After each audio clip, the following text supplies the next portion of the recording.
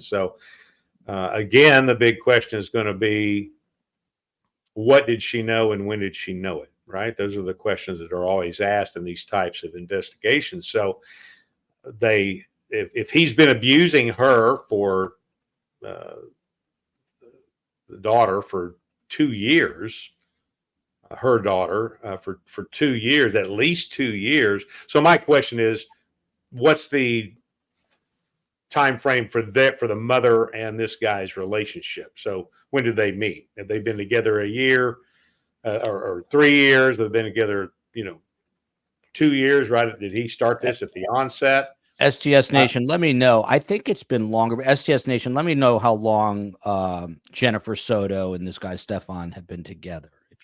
So they've been together for a while, is my impression here, and long enough for him to understand that he's got a target. So he's got somebody here now that, and who knows? I mean, the relationship. I'd be curious to know how the relationship started. Yeah, look at this. I didn't know this, that the mom apparently has now lawyered up, so she's not talking to police. And COE, can you put the Laura Lee pod fan comment back up? I didn't mean to take that down. But go ahead, Phil. It looks like she's lawyered up. Well, so if she in fact has done that, she's, I guess, made a decision that she wants to be a suspect. So it'd be, and I would be interested to know the setting. I mean, if it were me, this would have been a non-custodial interview and brought in. You tell her up front, you're not under arrest, you're not in custody, you're free to leave, and get that anxiety level down, and then begin the interview. And I know how I would begin an interview like this, and so I don't know what they did. There's a possibility, of course, that they got her in there, and it maybe was. I mean, who knows? I don't want to speculate, but who knows? There may have been something said or done in the course of that interview that caused her to do what she, if she in fact did this lawyering up. So when she's lawyers up, I can only think of one time in a non-custodial interview where someone actually said, "I want a lawyer." The rest of it, there are only two times that I can remember where they stood up and said, "I want to leave." So it's interesting, though, and who knows? I mean, depending on what their policy is, they may have brought her in for a non-custodial interview and then turned right around and read a Miranda, which is, you should never do.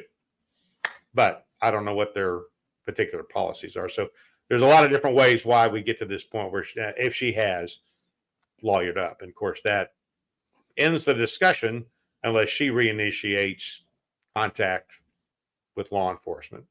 The COE reminded me we do have sound, but Laura Lee Pot fan, and this is a Phil question here because he is the king of this. What kind of, you talked about it a little bit, Phil, but in terms of an interview technique that would work best with this mother to get the truth out of her, Laura Lee would like to know how you would approach this. I know you're going to say, I would approach this as I approach everything: open-minded, no gender bias, no race bias, no cultural bias, open-minded.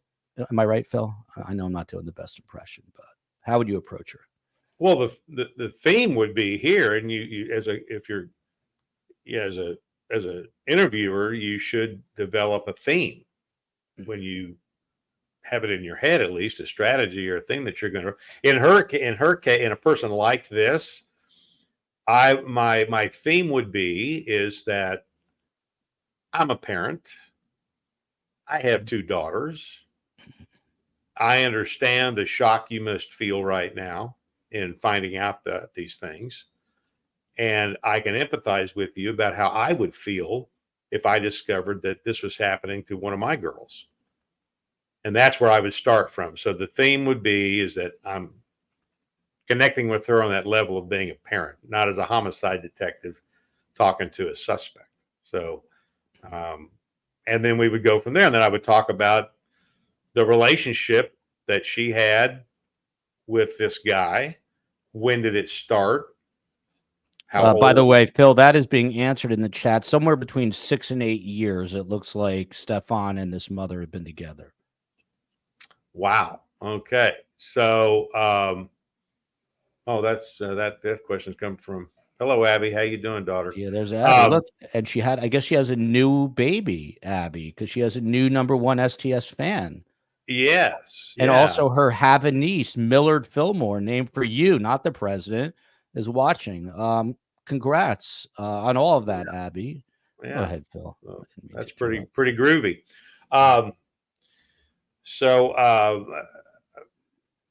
back to her, I would just, I don't know what they did.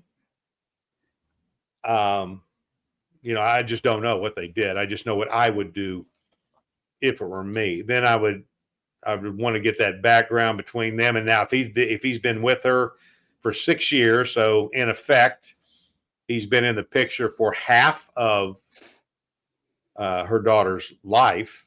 And so then you want to go and determine, when did his depraved activities begin? Was he into this stuff before he got with the mother? Is this something that started after? And so there's a lot of stuff here that you could get from the mom, depending on how you approach that interview. If the interview was approached in a manner in which it got aggressive very quickly, then I'm not surprised at all that she has lawyered up, because it sounds like you're talking to her as though she's a suspect, and she picked up on that. So I don't know, but I just know I would do it in a with the theme of connecting with her on that level as a parent, and then kind of go from there. By the way, Flinch Files says the biological dad and the stepmom are involved with Madeline. They just want to remain private as they're devastated, which is understandable. This is Stephan Sterns. So after she went missing and prior to his arrest, he decided to do some TV interviews. I played these yesterday, but we didn't get these two guys' reaction. So let's watch this interview, and then we'll get Scott's take and Phil's take on what they see and hear in this soundbite. We don't know where she can be, and we're scared. We just want her home. Are you, in a sense, blaming yourself? It's hard not to. Why? I dropped her off early. I could have waited longer. She looked okay. She was walking towards the school when I saw her. It was like any other day, so I went on with my day. It's hard not to blame myself. Scott Duffey, your reaction to seeing this? Yeah, I love interviews like this that you really can try to pull some information. Knowing what we know now and looking back, you could probably put things. He's very good with the we. So they're just the very first thing out of his mouth. To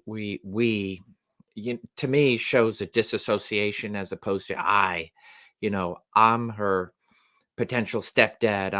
I'm her caretaker. I'm her hero. I'm this, I'm that, and my girl, my daughter, my this. You would want to see. You would want to see tears come down. This is relatively soon after, and the head shaking back and forth. So it's. Immediately, I wouldn't take too much from just that short clip, because now we know what happened, and it's easy to go back. But I do like it when people who are suspects give an interview to TV, because you can derive certain things from it and get an idea. Oh yeah, this is somebody we need to take a harder look at. But yeah, Right. I'd be bawling. I'd be a mess.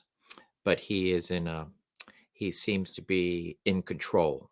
And that's why, and just going back to my earlier where I say it might lean more to being planned. Plan doesn't have to be months, days, weeks, hours. It could be minutes. It could be less. It could just be, okay, I'm going to go through with this. So, um, and then of course the um, the getting rid of evidence and driving around. So I would venture to say, looking at that clip, it could go both ways. In other words, if he wasn't arrested and there wasn't this information of what was found on his phone, I'd be, okay, it's not probably how I would be reacting. And that's ultimately how you have to look at these. What is a rational person? What is somebody who just potentially lost their daughter or their stepdaughter, or who they should be an absolute caretaker and have that relationship with, your girlfriend's daughter who you have been taking care of for 6 years.